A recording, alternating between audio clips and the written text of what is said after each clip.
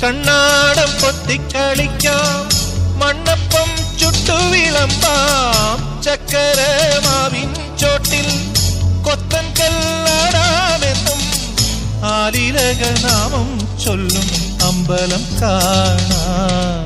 നാളെ കിന്നാരക്കുരുവിക്ക് ചോറൂണ്, പിന്നെ അണ്ണാരക്കണ്ണന് പാലൂട്ട്, ദൂരെ അപ്പൂപ്പൻ താടിക്ക് കല്യാണം, കുട്ടിയാനയ്ക്ക് നീരാട്ട്.